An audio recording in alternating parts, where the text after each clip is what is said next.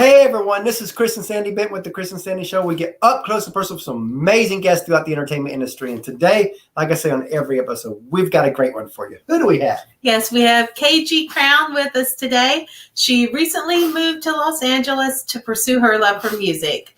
KG has had experience working with Grammy-winning songwriters and has appeared in multiple magazines and advertisements nationwide. She also plans to become involved in anti-bullying organizations. And we're excited to have her on. So welcome to the show. Welcome. Thank you for having me, everyone. It's our pleasure. Yeah. You know, I always like to start the show out the same way because we're all in this crazy thing together with COVID. Yes, we are. So how did, over the last 12, 15 months, has COVID affected you? And what have you done to maneuver through this craziness? Obviously, I think COVID affected everyone, especially in the music industry, because you're not able to perform or do any meet and greets or anything like that. But I was able to get in the studio because in my studio, I work with only a few producers here. So we were able to get in the studio and make some music. But other than that, I think COVID has been getting better and then getting back outside and back into the industry more. Yeah, that's like with us, when COVID first happened, we actually launched this show January of 2020. Yeah, a couple months before COVID. Yeah. And our original plan was 100 interviews first year. We thought if we could do that, we thought that would be a great goal. And then COVID happens. And I remember telling Sandy, this could be our year to shine last year. So because of that, we stepped it up and we did over 300 interviews last year. We're over 400 now. Wow, that's a good job. Congrats. Thanks. I hate to see what happened. And I'm a little nervous right now with COVID because you're starting to see numbers rise again. I'm like, okay, now let's get it back down. Especially for y'all, because again, everything with an artist is about touring. That's where the money's at. When you have all the streaming services, it's kind of destroyed that side of it for an artist. You only have touring, and when that's away, it's tough. Yeah, it definitely can be. I have not gone on tour, but my dream is to go on tour in the future for sure. Yeah. So, a lot of people would say, when did you know you wanted to sing? I like to go deeper than that. When did it click that all this could actually be a career move for you? Well, when I was 7, I actually heard a voice tell me to sing to the world.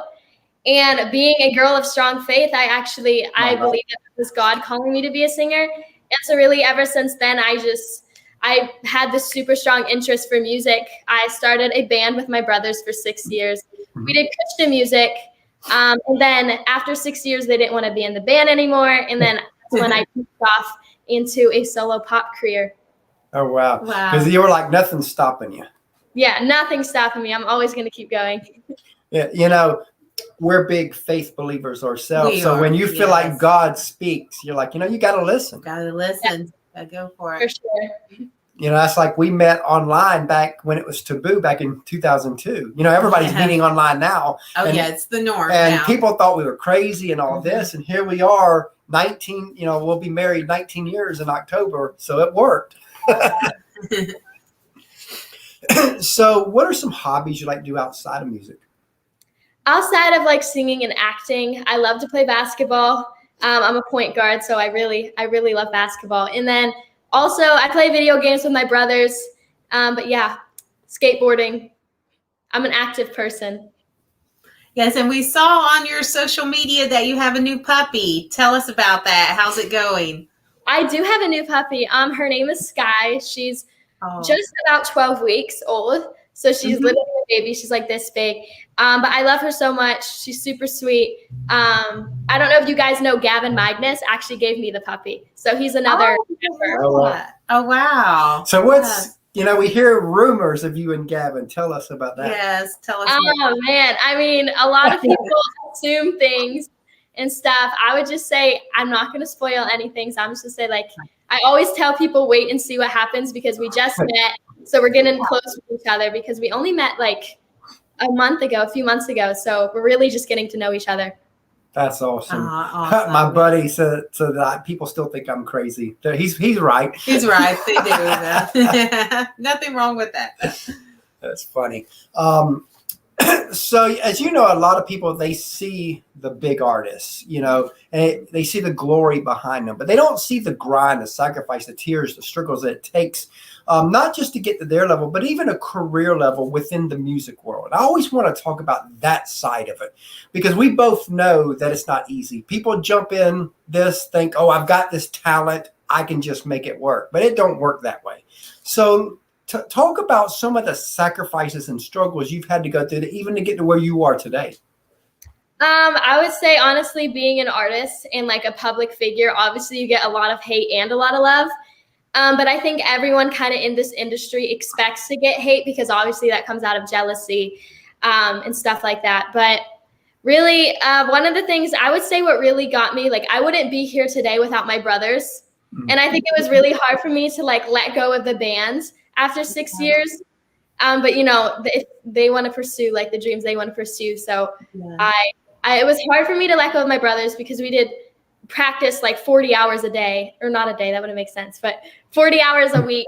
It's a lot of practice time. Yes. You put so much time, and that's what people don't get. They see artists on stage, they see them doing their thing for that hour, 2 hours. And people are, I've even seen people like with reality stars. You see people on Facebook talk about, they need to get a real job. They need to do this. All they're doing is making a fool of themselves. And I always have to, I'm like, do you have any idea how much they work? You think that little 60-minute slot is what you see. There's hours and hours and hours that go into that craft, even if you think it's stupid. The development of that. Yeah, I agree with that. I think like a lot of people that watch public figures, you see what only gets posted on social media, but behind the scenes, like I think all of us in the industry work super, super hard. But yeah. Yeah, because even with our show, people see we have fun for 30 minutes or so on this show, but they don't see the hours of reaching out to people, the no's, the rejections that I get emails every day from people, because we're reaching out to everybody. And it's like, and it's not really a no, it's like a no, not right now. So I can handle that. And sometimes they probably get tired of me, because next month I'll email again and then email again. So sometimes I think I get some guests because I push so much. They're like, okay, to get you off my chest, we'll give you this person. So what do you do when, every artist has those moments to where they got this dream in front of them? What drives you to get through those moments that are tough? Personally, for me, I think music is a great way to express your emotions into the things you love. Like, obviously, I love music. And when something happens in my life, I write a song about it and release the song. I think that's a lot of way musicians cope with the events and trauma that happens in their life. But I think you just got to stay motivated and keep pushing, because no matter what dreams you're after, there's always going to be hard times, but eventually you'll get through them. Most Absolutely. Definitely. I wish more people could remember that. Because again, our whole bullying stuff out there. And I see that you want to be part of some anti-bullying organizations. Tell us a little bit about that and what's drawing you to that. Sorry, repeat the question. I was like, tell us a little bit about why you want to be part of anti-bullying campaigns. I think it's something, personally, I grew up in a Christian town, and I was bullied for like wearing crop tops and singing pop music. And so because I grew up being bullied, I just wanted to show my support for anti-bullying and like say this has to stop. I think people who have experienced it, I think because I experienced it, I've just been super more motivated to speak about what's right from what's wrong. And, I think too that even though younger people still get bullied, I think that the biggest bullies of them all are adults nowadays. Yeah, we've noticed. I mean, you watch social media. You watch social media, mm-hmm. and you watch interactions with people. I'm like, do they even know they're bullying this person? I mean, and now, like, I remember just yesterday when the Simone backed out of the Olympics. I don't know why, but I've seen several people say, "Good, she don't need to be in them." And I'm like, really? And I'm sitting there like, they don't even know this girl. She's up there representing America, doing a really great job at it. And you know, and they got to have comments. It's like, leave those comments at home. Yes. Yeah. Yeah. I mean, I actually have a song, "Bad," that just dropped. One of the lines in the song is, "Never thought I'd see a grown woman acting up." And so what happened to me was actually I was bullied by not only kids, but adults as well. So what you're saying totally makes sense to me. And that's why I put that line in my music. So if you haven't heard "Bad," everyone, make sure you check it out. The perfect lead in for the Yes. song. So tell us a little bit more about the song itself. "Bad," again, it was written in response to bullying. It's kind of my story and the events that happened in my life. But I have a music video coming out July 30th for "Bad." So I'm super excited. So, you know, we talked about the sacrifice side a little bit. Let's go the other way. Talk about the glory side that people do get to see. What are a few moments in your career so far where you look back and like, wow, I got to do that? The other day, something that really made me happy was I called a fan, a surprise call a fan. Oh, wow. And I think being a public figure, it's fun to like put smiles on other people's faces and bring positive things in other people's lives. And so that's why I love performing, is that me as a performer, I am super energetic and fun. Like I want to jump all over the stage, and I'm really about making the audience have fun more than me personally. Now, when you got on that stage the very first time, did you immediately get that stage bug? Stage fear, or what stage bug? Basically, this was your life now. Oh, gotcha. Yeah, pretty much. First time I stepped on stage, I'm trying to think what that was. I think I performed at a coffee shop with my brothers. Was the first time that we performed. But yeah, I loved it. I knew that it was my calling, and yeah. I love that. So as you know, a lot of people, they see you as the artist, but they don't see the teams behind you. And in our opinion, teams never get the love they deserve. So take a few moments just to tell us about the teams that help you be who you are. I love my team. I got a lot of great people. My stylist guy, shout out to him. He picks out amazing outfits for like big events and stuff like that. I got my producers, Drew, Lane, and Space Primates. They have helped me produce and make my music and tell my story through my music. And obviously my mom, just because she's so supportive, I'm going to just shout her out because she supports me a lot. But yeah, I'm grateful for also all the people, all the other influencers that I met ever since being in this industry, because I think we all relate and we all kind of just support each other. So you probably have 1,000 of these, but tell us a parent story or a mom story where she went above and beyond for your career, and you're like, wow, she gets this is my calling. Actually, 2 months ago, I just moved to California. And my family, my brothers and my dad actually still live in Michigan. Oh, wow. And so my mom was willing to move me out to California. And that was really hard because obviously we're moving away from our family, but it had to be done because of the opportunities that I was getting out here. But we go back and forth just to visit. And they're coming out here in California soon actually to visit. But yeah, my mom, she moved me out to California just for my dreams. So that was really supportive. I mean, that's huge. It is huge. So tell us a fan story. And again, you probably got a ton of where a fan went above and beyond for you. And you're like, wow, this is why I do this. One thing that I love about my fans is their fan edits. Like I'll get on Instagram and I can see my tagged posts and they just flood fan edits of me and like compliment you. And honestly, it just brings a smile to my face. I love seeing them. And, you know, talking about social media, let's go the other way. We talked about bullying a little bit earlier, but let's focus a little bit on social media. How do you handle that side of it? Because, again, there's a lot of young people that may be watching this. You got a lot of probably young fans. And we got bullied in our time. We did, but it was different. Than social media. Social media, you can bully without people even knowing who you are. Yeah, social media, it can bring, there's obviously lots of hate that lots of people get. I don't agree with any of it. I think everyone should love everyone and just support everyone. Personally, I think social media is good because you get to kind of like to your audience and to the world, you can stand up for what's right. but it also has a bad side to it because you can spread so much hate and false rumors about somebody. So there's like a good and a bad side. But I mean, just gotta I mean, everything in life, no matter what, when you look at God, it's God and evil. I mean, God versus it's all, no matter what you do in life, you're going to have good and bad of it. Yeah. We just got to use the platform for the good and hope it overrides any bad that comes. Yeah. So, you know, we talked about the family a little bit, and, you know, we've got a third co-host, our little 9-year-old that we always allow to ask a few questions. She's going to go get him. I'll get him. And we've got a 2-year-old daughter, too, that when she gets older, she'll be plugged in our show because we are a family affairs show. Oh, that's so cute. Now, I can't imagine, again, you know, we're doing it for the family. I can't imagine doing it without the family. And I know that's got to be one of the tough things for you is being split with the family. So do y'all like Skype every night and stuff like that, too? We call and FaceTime, like, I don't even know, like 3 times a day, all of us, literally.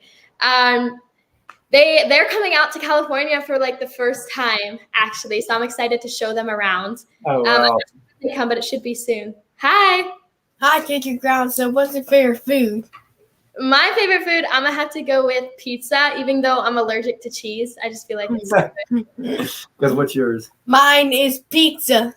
Pizza? Yeah, that's a lot of people's. Okay, so what's your favorite TV show? Favorite TV show, I'm going to have to go with Riverdale. So good. What's your favorite TV show? Mine is SpongeBob. SpongeBob? Oh, I love SpongeBob. And you know, it's been cool is because we don't just bring on artists on the show. We also bring on actor and actresses too. And a lot of his Disney and Nickelodeon shows that he watches, we've been able to bring in quite a bit of people on the show. In fact, we recently, last week, had the girl that plays Destiny on Bunked come on. Oh, that's so great. So he gets to kind of talk to people that he kind of looks up to from the TV. So I'm sitting there like, I wish I would have had that when I was young, you know? Right, next. What's your favorite movie? Favorite movie? For me, I am more of a TV show fan than a movie, but if I had to pick, I'm going to have to go with Titanic. Good movie. Yes. What's yours? Mine is the Minions movie. No, I've never heard of it. Huh. Yeah, he loves all the Despicable Me's and all that. Right. Oh, yeah, for sure. Bye, thanks. His shirt glowing. Minions. I love Minions. Yes. Bye. Yeah, he loves being part of the show and all that. Oh, Joe said he had pizza for lunch. So if you could co-write with any artist, dead or alive, who would it be? If I could co-write with any artist, Ed Sheeran is an amazing songwriter. I feel like that'd be super cool to like write a song with him. But if I had to like collab, like sing on a song with somebody, I'm gonna go with Ariana Grande. That would be a really good one. Yes. So good. So this probably has 1,000 answers, but just think of the first thing that comes to your mind. But what's a song you've heard on the radio that you wish you wrote? That I wish I wrote. Man, that's a really tough one. I'm gonna have to go with Demi Lovato's. Man, I forgot what it's called. What is it called? Demi Lovato song. It's like Savage or something. I don't know. I forgot what it's called. One of them. I low-key forgot what it's called, but she has this song that's super motivating, and it's about just like standing up for yourself and being a strong, confident woman. So. You know, it's funny, like, we do a lot of country music interviews, and we notice in the country music genre that it's funny. And over the last 5, 6, 7 years, the ones that make it big songs, it's usually the men saying how much they love the woman and women saying how much they hate men. Oh, that's true. Yeah. Crazy. And being the women empowerment saying, you're not going to stand in my way. Not saying that they hate men, but you know what I mean. Just standing up for yourself. But that's kind of what the trend that we've seen. So that's good that you're kind of on that path. Yeah, I just remembered it. It's Sorry Not Sorry by Demi Lovato. Oh, yes, I remember. Just the title, you would know. We definitely love that. Yes. So back in 2015, we interviewed Kelsey Ballerini before she was Kelsey. Mm-hmm. And one of the questions I asked her was where she wanted to be in 5 years. I always like to tell this story before I asked the guest that same question, because the answer she gave us back then is to the T of what she's living now. Nobody was going to stop her. She had that woman empowerment, and she was going after it. So knowing that, where do you want to be in 5 years? In 5 years, my dream is to be on world tour and just be a big artist and have a big audience so I can share my story and share what I believe is right. I love that. Maybe in 5 years, we can use your story like we do Kelsey's. Yes. So now my mind just went, all right, let's look deeper down the road. Let's say 15 years down the road. And let's say that your success on a grand scale, whatever that looks like for you, you've made it. If the person you are today could meet her, your future successful self, what would you want to remind her? Honestly, I mean, if I met my future self and like achieved all my dreams, I would just like, if I had to say something, I'd probably just say congrats, because I feel like I knew everything that she went through in order to get there. Yeah. Right. And probably like congratulate her or something. And how would you describe your music to someone who hasn't heard it yet? My music is K-pop, pop, and hip-hop inspired.